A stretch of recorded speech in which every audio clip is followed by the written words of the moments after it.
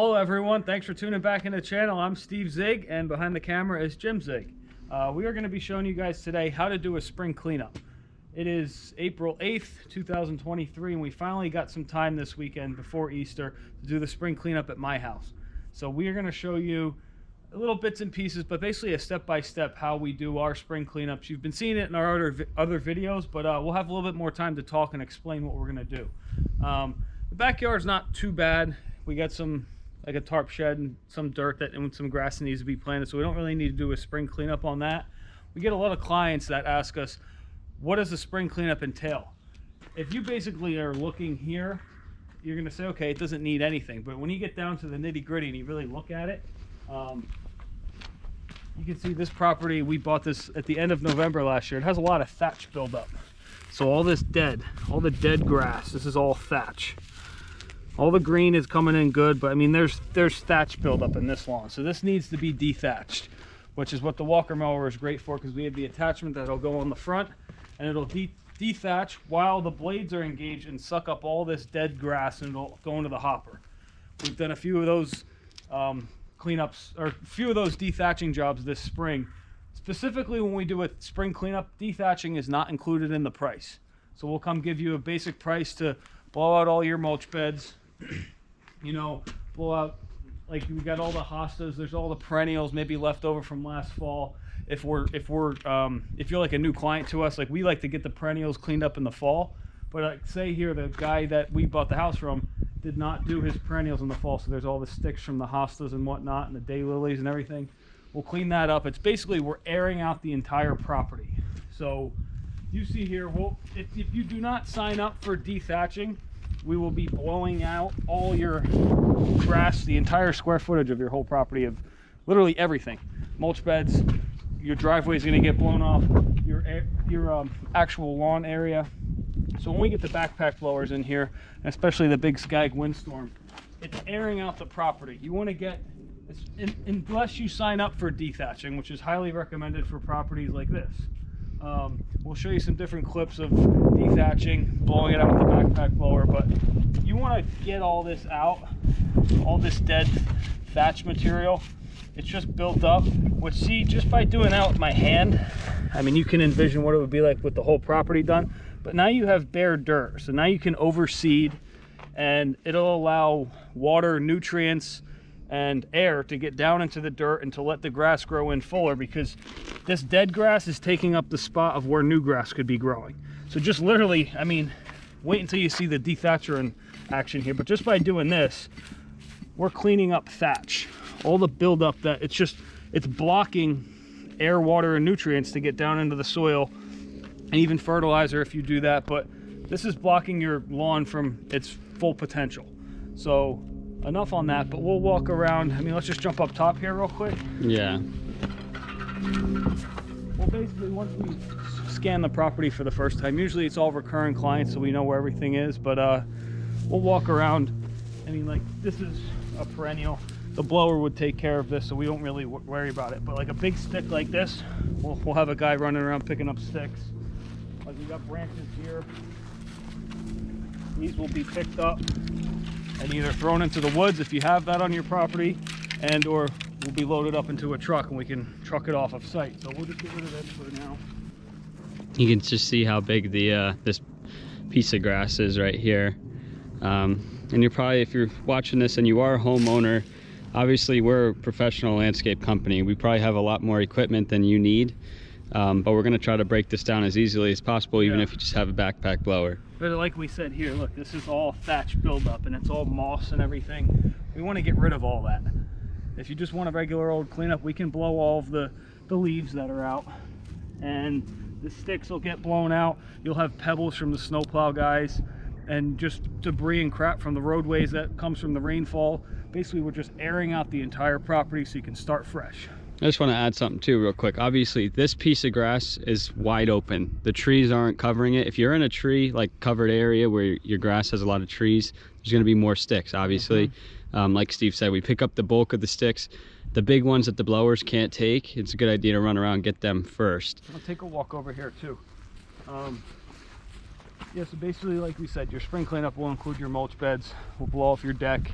We'll blow off around the house, kick it all out, do all the grass, all the driveway. I mean, if you can see in the distance, we have some large branches that fell from the tree. That's going to be an additional cost depending how big it is. I mean, stuff like small like this is no big deal as long as we can just throw it right in the woods.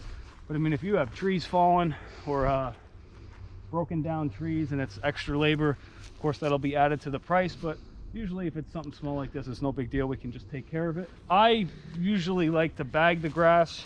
Some properties we let it fly. If you continuously let it fly year after year after year, specifically in the fall, if you just mulch your leaves up, you don't pick your leaves up and get them off the property, it's going to build up and form its own layer, which is literally going to block the dirt from soil and nutrients. Mulching your leaves is a good thing though, to an extent.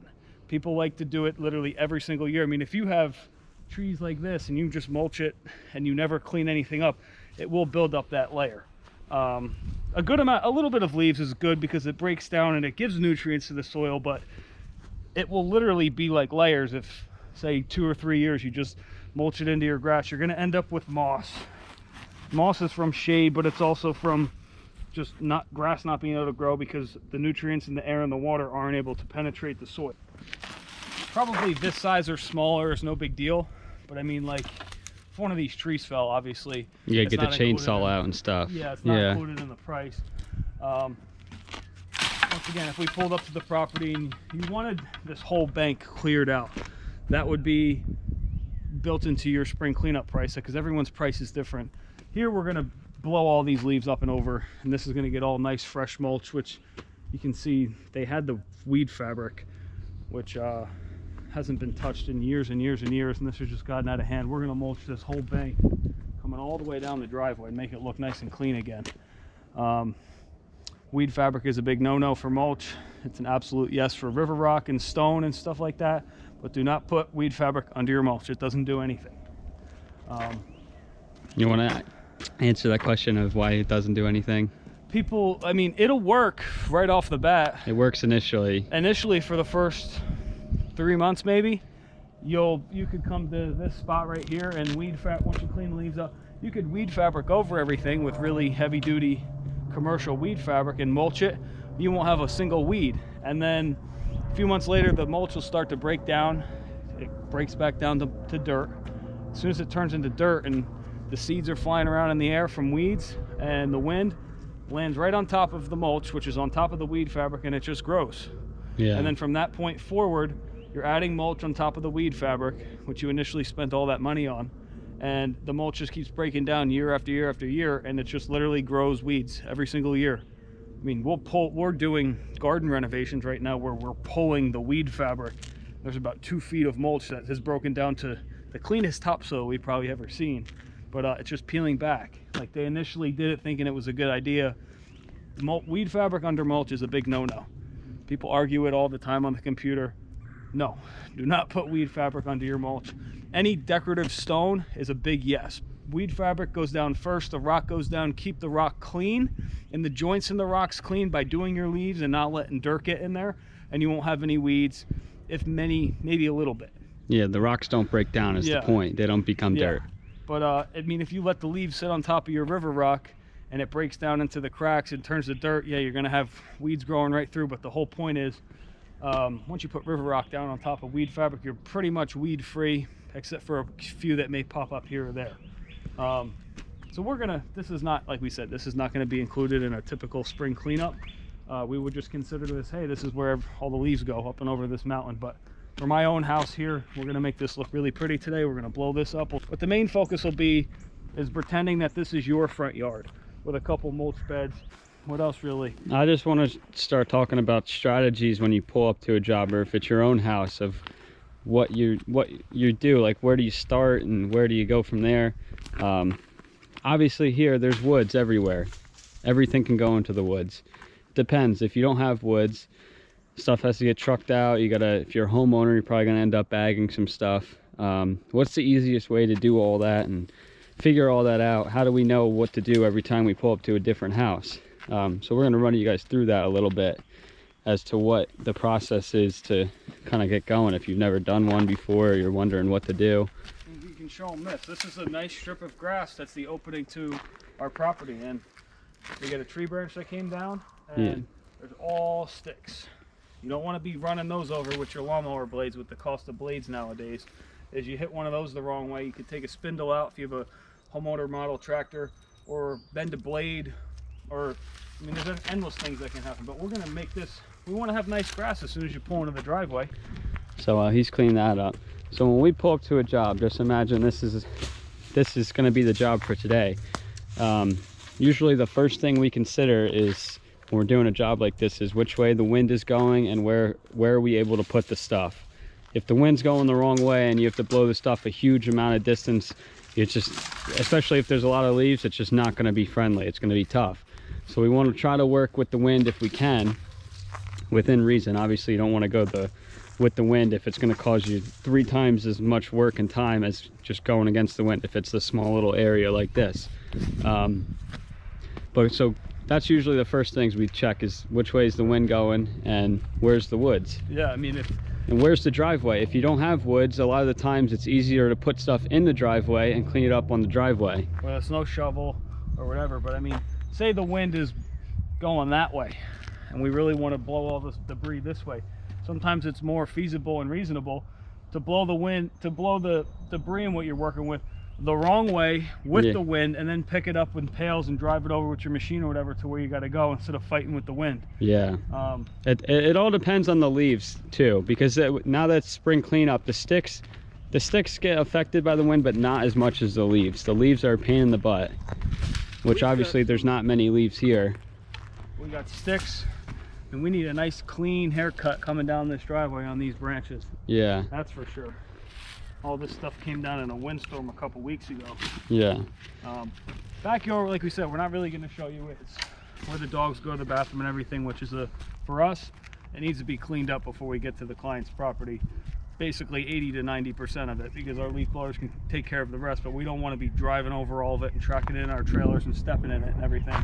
But we'll show you all the equipment put to use. Let's go back and show them the equipment and show them what we use. All right, so here's our equipment. Obviously, like I said, we do this every single day. We go to over 100 plus properties. This equipment that we have here is top shelf stuff. This is pretty much the best of the best of what you can get in an area like this for what we do, because we rely on it. It's our income, it's our business. We need this machines to make us money every day. So basically, we have a backpack blower. We got the walker mower, which is a ride-on mower. And we have our Skag Windstorm, which is a ride-on leaf blower. This is all kind of overkill if you're just a homeowner. Obviously, you don't need all this stuff. If you're getting into business and you're doing a lot of cleanups, this stuff really helps because it takes the place of employees. It's a time saver. It's a really good investment in the business. Makes the jobs way easier.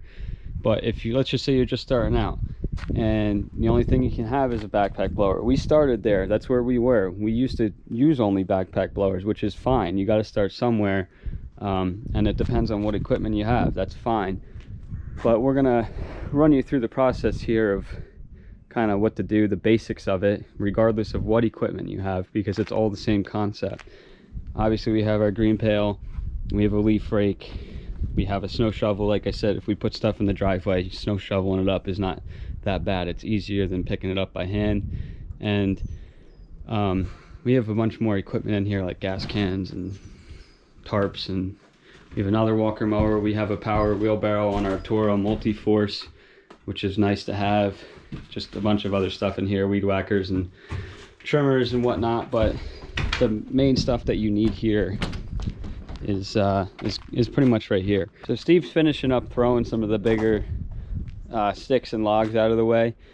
Now we're gonna pretend like we're starting, because we're ready to start. I'm gonna kind of outline the beginnings of this.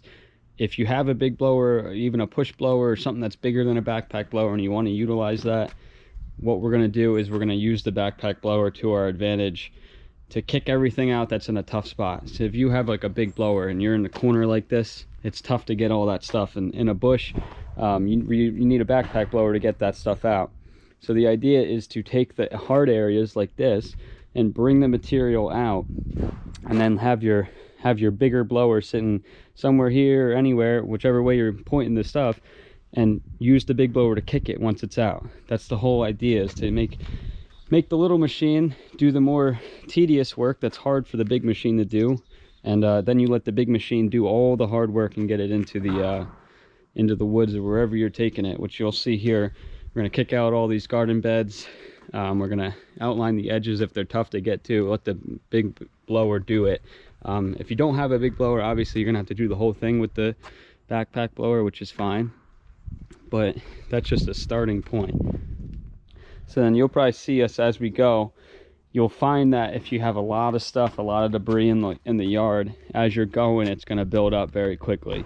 And if you have a little blower, it's going to take a while to blow everything once it starts getting in clumps and piles. So at that point, a smart idea, which you'll see us do, is get out the rake, get out the pail, rake it up a little bit, get some of the bulk out of it into the pail, and then you can continue leaf blowing, because you're going to have a really hard time if you're sweeping this whole area all one way. It's going to build up, and it's going to take you forever if you just keep going at it with the leaf blower. You'll get there, but it's going to take you a lot longer than if you lighten the load with the pail.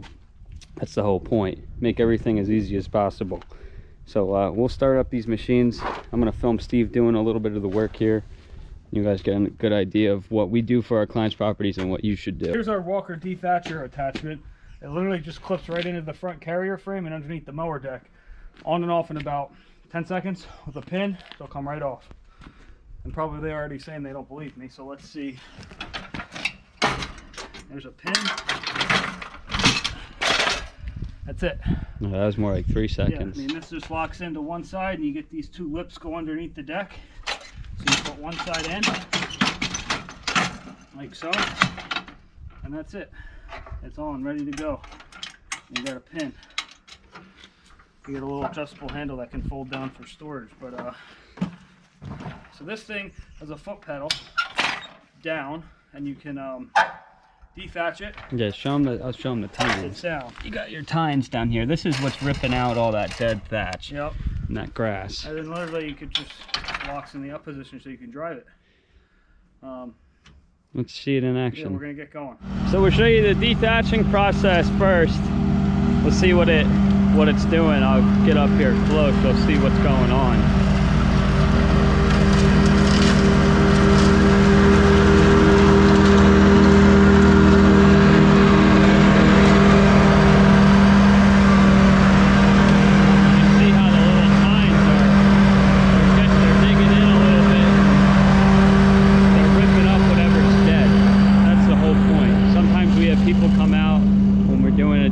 And you can see how up here it does a number on the moss, but that's a good thing. If it's dead, it's going to take whatever's dead. If it's alive, it's not going to take what's alive. That's the point. You want to get all the dead stuff out. So now that you're doing this, after we dethatch it, if you want to overseed it, that's an option, because you got some bare spots now that are able to take seed, and the seed will have a better chance of growing in. The rest of the grass also will be able to get more nutrients and so forth, so the lawn's just going to look better. We'll show you more down here on the hill. This part down here really needs it.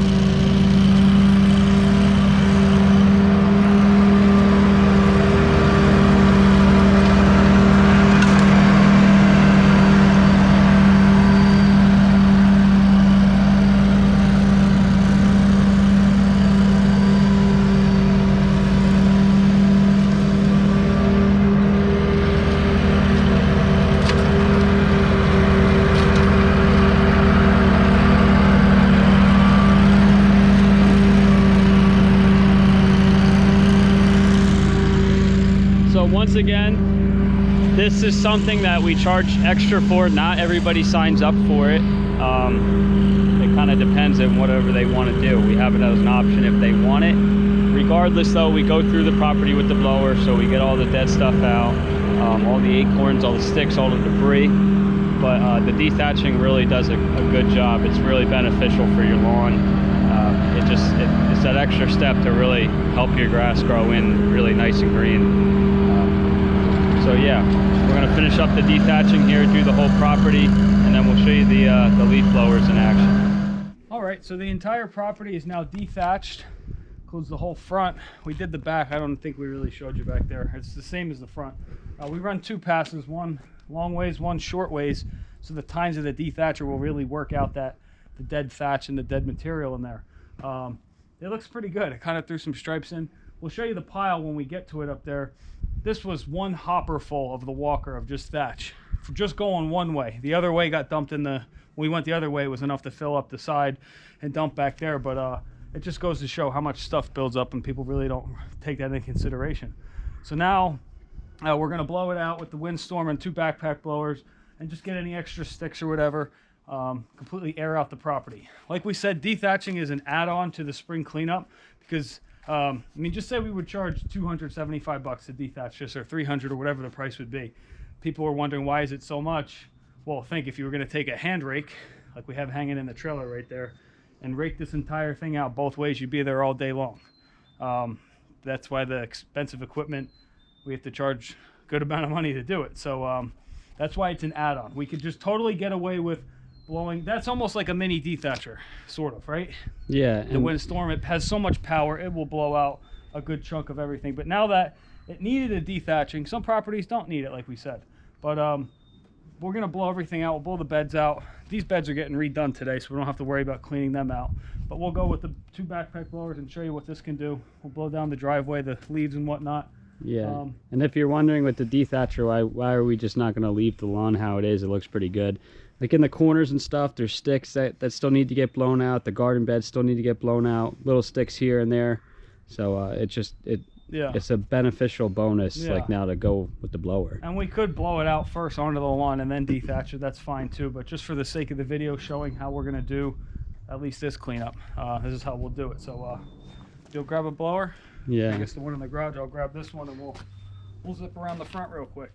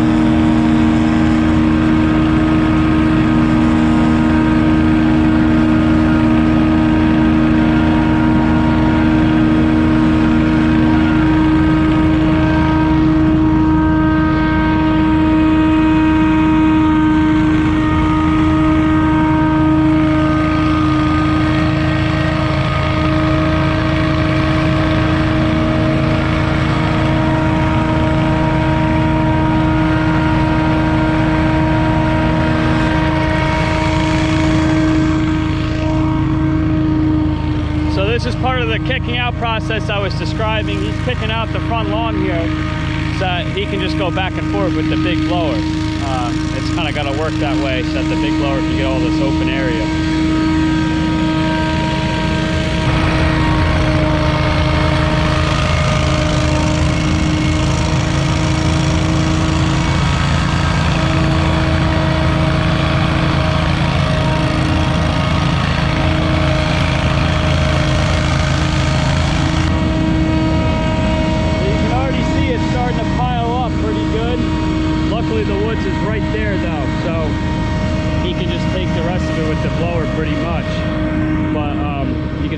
Over here, it's all been aired out. Look at the grass, it looks great. You can see, I hope you can catch it on camera, you can see all the dead grass still flying out. You can see all the leaves and the sticks that you didn't really see before. It's all piling up. Look at the lawn from here though. It looks way better than it did when we started. just a big airing out process here. And let me show you this grass pile. I think it was over here. That's a lot. That's what you're looking to get out of the grass.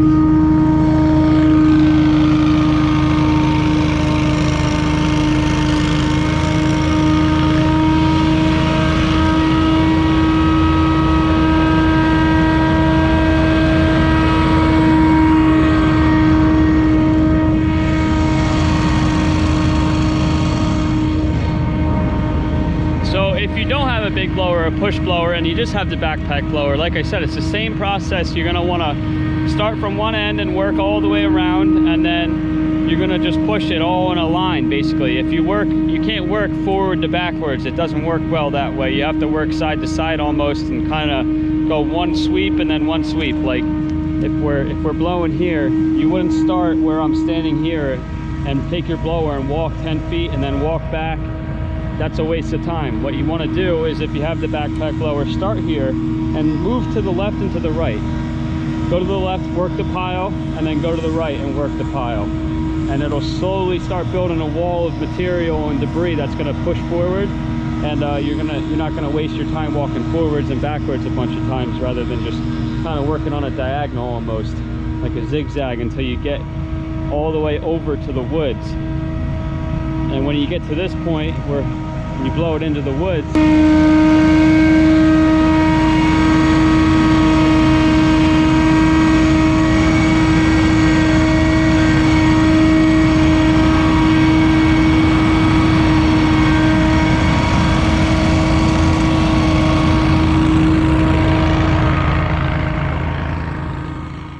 okay, so the spring cleanup at my house is officially done. This whole property is dethatched and aired out. The blower blew all the debris over into the woods that way. And then we did the bank, which, as you can see, all the weed fabric, this whole thing was weed fabric, which was crazy. And there's still all the vines and all the weeds growing literally right on top of the weed fabric. Once again, don't use weed fabric for mulch. It doesn't work. I'm gonna have to pull all that out and re-mulch it and do it the right way. But we got a lot of debris up. The machine's sucked up with the walker and the blower. I mean, that hill had a ton of stuff. We did around the back. I mean, the place is spotless now. It's ready to go for grass seed, fertilizer, and stuff like that. But I don't know, we're gonna be ripping out these bushes today, and that one's gonna go. We're gonna put a couple nice little flowering something shrubs wise in here, fresh mulch there in this corner bed, and then we'll have a happy Easter, and everyone can come over with a nice cleaned up property, and we'll move all of our junk so everybody can park. But that'll wrap this one up. What are we calling this? A how-to? Like how we do our spring cleanups? Yeah. You've seen them in the videos, but this is a little bit of a detailed explanation, a little bit more talking on how we do it. So that'll wrap this up. That'll wrap up this video. Hope everyone has a great day, and see you in the next one.